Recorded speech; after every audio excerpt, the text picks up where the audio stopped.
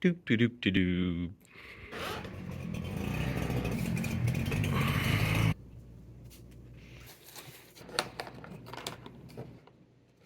Gonna put this to good use today. Hey Aiden, what are we doing today? Hey Aiden, what are we doing today? We're gonna do a compression check. What? Compression check. I previously did a compression check on this 4.5 liter 1FZFE on our 97 triple locked Toyota Land Cruiser, but it was with one of the cheap compression testers off of Amazon. I went ahead and picked up a slightly better one. I think they're around 90 bucks. It's a brand called OTC. You can also get them on Amazon, and we're going to rerun the compression check, confirm our numbers, make sure everything's good. If that's good, I'm 100% certain we're leaving the head gasket alone. If not, then we'll pull the head and do the gasket as well. All right, Aiden, let's show them what the tools look like, all right? Okay.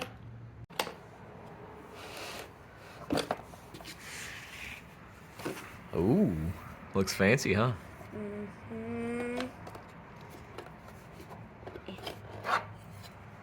So those are the gauges and the regulator. You can leave all those in there. We may not need them. You gotta pull that hose out though. Don't rip it. There you go. So you remember where these go, Aiden? Yeah. Yeah, but we don't put it in there yet.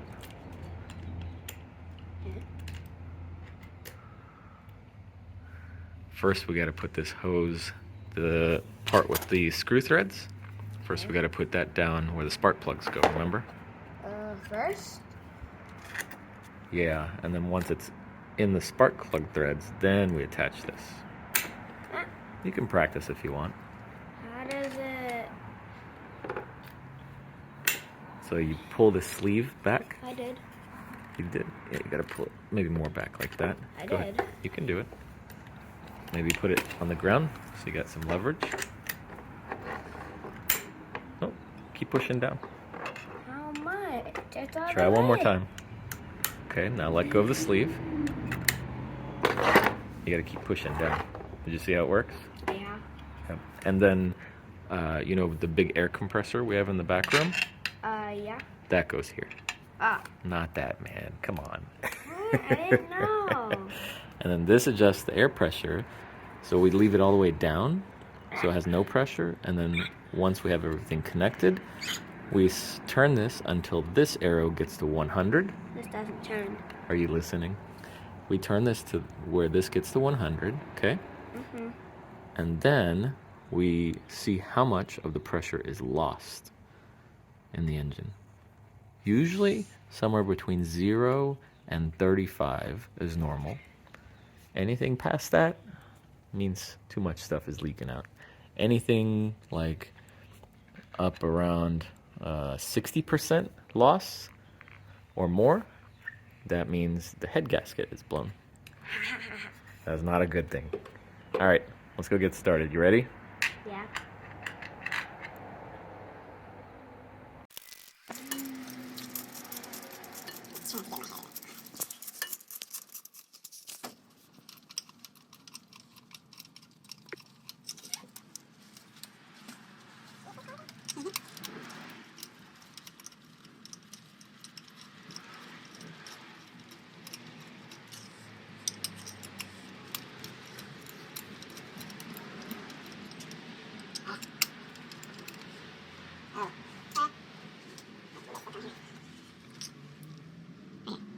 Oops.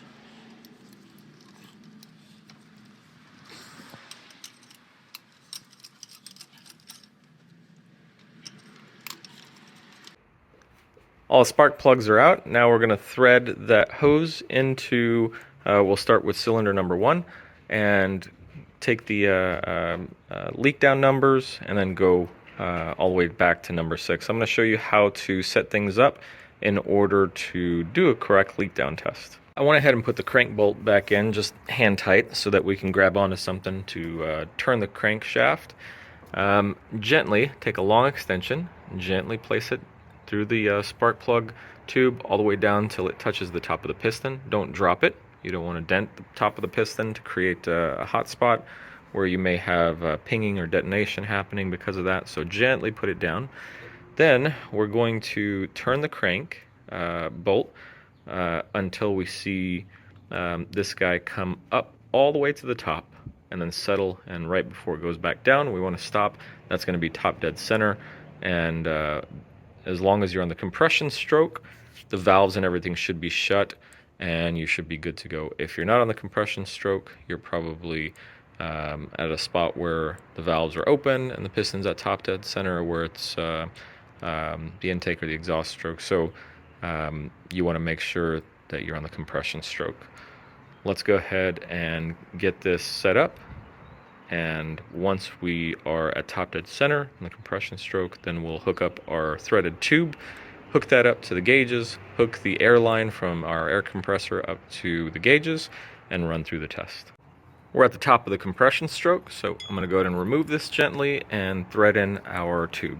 The tube is threaded in. Didn't need an adapter. Generally with most of these kits, either for a compression tester or leak down tester, they'll go right into the Toyota threads for the spark plugs. Let's hook up the gauges. Actually, before I hook up the gauges, I went ahead and hooked up the air hose to it. I set my air compressor to 150 psi, and I made sure this regulator is turned all the way counterclockwise to where it's at 0, because I don't want to inject a bunch of air into that cylinder abruptly and cause any sort of damage. What we want to do is raise it gradually so we have a chance to check and stop if we're running into any problems. So now that this is hooked up, this is at 0, we're going to hook up the tube that's threaded into the spark plug hole into this spot. There we go, that's hooked up as well. Now I'm going to pull up on, there we go, pull up on the adjustment knob for the regulator, and what we want to do is gently increase this. You'll start seeing the needle move in a minute. There we go. We're going to increase that until we get to 100. And as we do that, we also want to take a look at this other needle in case it stops moving and it's leaking a lot. I don't know if you hear it in the video, there is air escaping. That's normal. Some amount of air will escape through the different, crevices and things in the valves and such, and past the piston rings. That is absolutely normal. So don't freak out if that happens. Anywhere between 5% loss to 35% loss. I'd say 30% loss is a pretty healthy motor.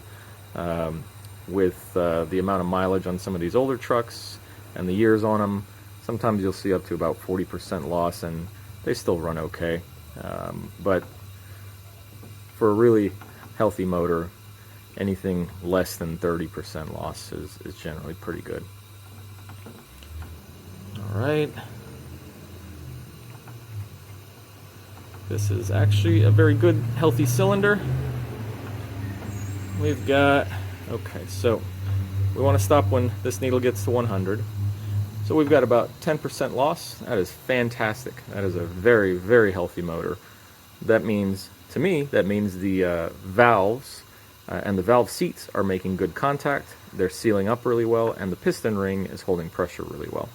So that's perfect. What we're going to do is turn this back down to 0, and then we'll remove this tube from here, remove it from the spark plug threads, and we'll go on to cylinder number 2.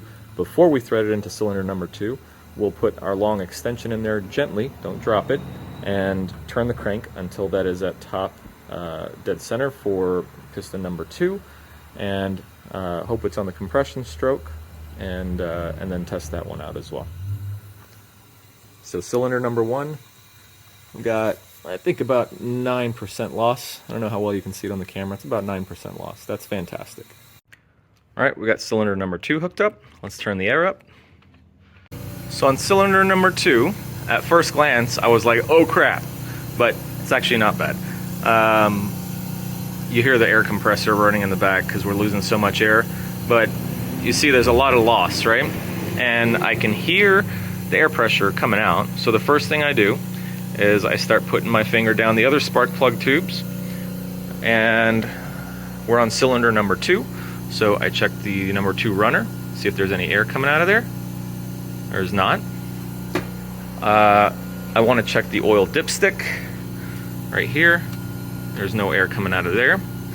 I already have the water pump off, so I'm just going to put my hand across any of the water outlets. Nope, no air there. So no air out of the water pump, no air out of the oil. That means head gasket is okay, generally. And we'll come over here. I have the exhaust manifold off already, and there's where all of our air is coming out, right there. That means one of the exhaust valves is not seating all the way on the valve seat. Usually that happens because of one of 2 reasons. Sometimes the valve seat itself will come unseated, and you've got to take the cylinder head off. They've got to be sent to the machine shop, they've got to reseat, put a new valve seat on there, and then lap it and all that stuff. And more commonly, it's not the valve seat that's the problem coming loose, it's debris and gunk that's built up onto either the valve seat or the bottom face of the actual valve that seals against the valve seat, and it's because there's debris there, it's not able to come down and make like a flush connection with the valve seat. So that's good. Not great news, but it's good. We may be able to resolve that without pulling the head. So we know what's going on there. Intake side's fine, head gasket's fine. One of the exhaust valves is not seating all the way. So we'll check that out later. Let's go on with cylinder number 3. Now we're hooked up to cylinder number 1, 2, 3. We've got it at top dead center. If you look, the cam lobes are all facing up, so the valve should be shut. We've got our gauge pressure up to 100, and we're losing maybe 7%. So that one looks fantastic. One thing I did notice is that as I was coming up, I was at about 60, 65, and I was losing a lot more. And when I got up higher, it sealed up and had much better sealing on whatever was going on in there. My guess is that one of the exhaust valves, because I heard it from this side of the motor as well, coming out somewhere around here. I bet you there's gunk buildup on one of the exhaust valves on number 3 as well. Like I said, we can do some work to help resolve that. We'll go through that in another part of the video, and I'll talk about it at the end of this one very lightly. And sometimes it fixes things, sometimes it doesn't, and the cylinder head has to be pulled off. But it's always worth a shot as long as everything else looks okay. So let's go on to cylinder number 4. This one looks pretty good. Cylinder number 4, we're losing about, what is that, 23, 24%. And I checked the dipstick, I checked the coolant passages, nothing there. Checked the other spark plug tubes, and same thing. Exhaust valve not seating. Less obvious on this one. It's not losing a whole lot, but it definitely could be better, especially since the other ones we were seeing were down around 7 to 10% on the first cylinder and the third cylinder. So far, number 2, leaking quite a bit past the exhaust valve. Number 4, leaking just a very, very little bit. And that one is actually pretty normal, especially with this many miles on it. But we're going to see if we can alleviate that issue if number 5 and number 6 check out as well. So let's check those out. We're hooked up to cylinder number 5. We've got 100 psi pressure, and we're losing maybe 8 or 9%. So that one looks great as well. And just for kicks, I'm going to go around and check the exhaust port, see if that's where the air is coming out, and I bet you it is. And typically, the out of the intake and the exhaust valves, yeah, that's where it's coming from. So that 8 or 9% is coming out the exhaust valve. So typically, if you are going to lose any pressure due to the valves not seating correctly, there's usually more gunk and buildup and carbon residue and everything built up on the exhaust valves. So that's typical, that's normal. And on top of that, once the engine is warmed up, because like I was saying before, I did a compression test and a leak down test with the warm engine on this motor with a much lower quality leak down tester, but the engine was warm and all my numbers came back below 15%, between I'd say 7-8% to about 15-17%. So the engine being warm might have made a difference as well. I'm not 100% sure, or the gauge being of a cheaper quality, that might have been part of the issue as well. Compression numbers were good across the board, but compression only tells you so much. So that's number 5. Looks good as well so far. If you remember, number 2 and number 4 were the ones that need a little bit of attention. Number 4 was leaking around 20-ish%, I think, and number 2 was leaking around, what was it, 35 to 40%, somewhere in that range. Let's check out number 6, which is usually, if you are going to have a blown head gasket, usually it's number 6. So fingers crossed, I hope that one's okay.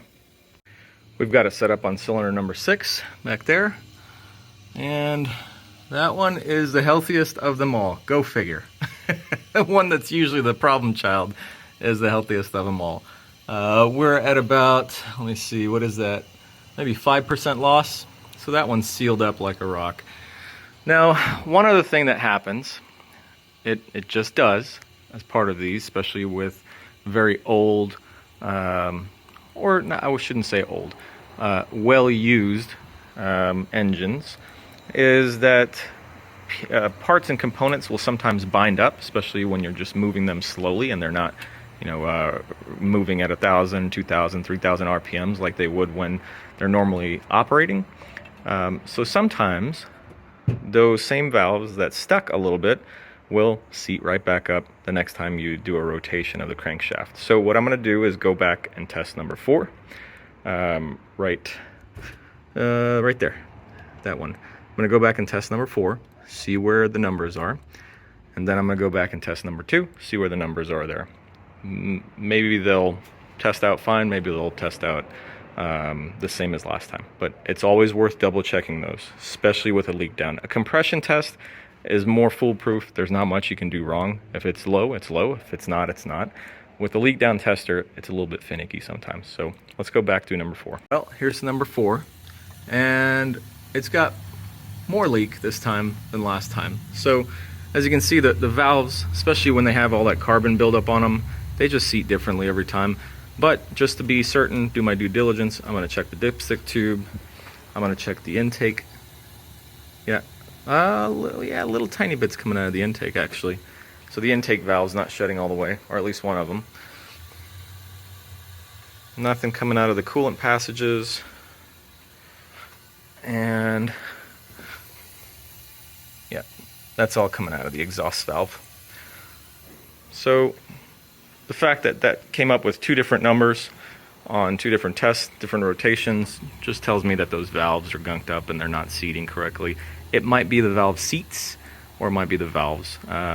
We'll go through on another video, probably the next one after this, and what I'm going to do is put a scope down, a little tiny camera on the end of a wire. I'm going to put a scope down each cylinder bore, particularly number 2 and number 4, just to see what the inside of the cylinders condition-wise looks like, if there's any pitting anywhere, if there's excessive carbon buildup in any particular cylinder, and if we can get our eyes on it, I want to see what the valves and the backs of the valves and all that look like as well.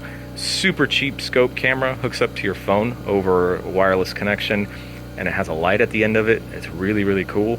I would highly recommend you subscribe so when I upload that next video you can see what I'm talking about. It is something you probably won't use often, but whenever you need it, it is really, really good to have. So let's check cylinder number 2 and we'll call it quits. Cylinder number 2 is hooked up. Huh, look at that.